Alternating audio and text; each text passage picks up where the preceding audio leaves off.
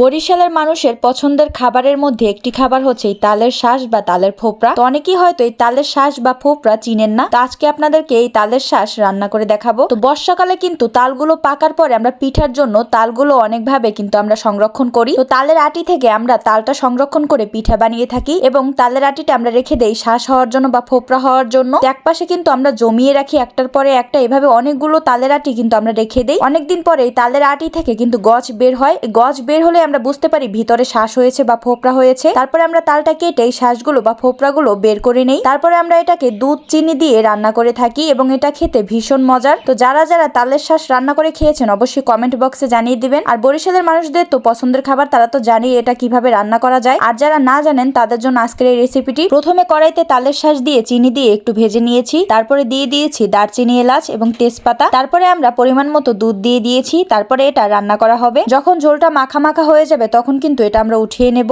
এবং এটাকে সার্ভ করে নিব। তো আজকে তালের শাঁসটা এত মজা হয়েছে, কালারটা দেখলেই বোঝা যাচ্ছে। তো আপনারা এভাবে তালের আটি ফেলে না দিয়ে এভাবে রান্না করে খেতে পারেন। এবং এই তালের শাঁস কিন্তু শুধুও খাওয়া যায়, রান্না ছাড়া। তো শুধু খেতেও কিন্তু আমার কাছে খুবই ভালো লাগে এবং যারা রান্নাটা পছন্দ করেন তারাও এভাবে খেতে পারেন মোরব্বার মতো। তো লাউ দিয়ে যেভাবে মোরব্বা রান্না করে থাকেন আপনারা, এটাও কিন্তু সেরকমের মোরব্বা হিসেবে আপনারা রান্না করতে পারেন। তো এটাকে তালের মোরব্বাও বলা যায়। তো আমি কিন্তু একটার পর একটা খেতেই চলেছি কারণ এটা অনেক মজা ছিল। তো আপনারা না খেলে বুঝতেই পারবেন না। তো আমাদের কাছে ভীষণ মজার একটি খাবার। আপনারা কিন্তু ট্রাই করে দেখবেন যারা এখন পর্যন্ত খাননি। তো আপনাদের কাছে রেসিপিটি কেমন লাগছে অবশ্যই কিন্তু কমেন্ট করে জানাবেন। আর বরিশালের মানুষদের প্রত্যেকটা খাবারই কিন্তু খুবই জনপ্রিয় এবং খুবই মজাদার। তো পরবর্তীতে বরিশালের যত খাবার আছে সবগুলো আমি দেখানোর ট্রাই করব আস্তে আস্তে। তো আমার ক্যামেরাম্যান ছিল আজকে আমার বোন। তো ওকে কিন্তু আমি খাবার বিশ্লেষণ দিচ্ছিলাম আসলে কেমন হয়েছে বা কিভাবে কি রান্না করেছে। আমার বোন তো খাওয়ার জন্য খুবই পাগল ছিল, সে কখন ভিডিওটি অফ করবে এবং কখন খাবে। তো ছোটবেলার স্মৃতি আসলে মনে পড়ে যায়, তাই না? এগুলো কিন্তু আমরা ছোটবেলায় অনেক খেতাম। তো ভিডিওটি দেখে ছোটবেলার স্মৃতি মনে পড়ে গেল হয়তো অনেকের। আমরা ছোটবেলায় অনেক গাছের নিচ থেকে এভাবে কুড়িয়ে এনে তাল রেখে দিতাম, তারপরে শ্বাস হলে আমরা সেটাকে কেটে খেতাম। তো শৈশবের যে দিন চলে যায় সেটা নাকি আসে না। তো আমি আবারও ফিরিয়ে আনলাম আপনাদের সামনে। আর কে কে এভাবে ছোটবেলায় কুড়িয়ে তালের আটি কেটে খেয়েছেন অবশ্যই কিন্তু কমেন্টে জানিয়ে দিবেন। তো আমার তো পড়াশোনার জন্য শহরে থাকা পরে যখন আমার মা আমাকে দেখতে আসে তখন কিন্তু প্রায় এই আইটেমটা আমার জন্য রান্না করে নিয়ে আসে। তো শহরে যারা থাকে তারা কিন্তু এই খাবারটি খুবই মিস করে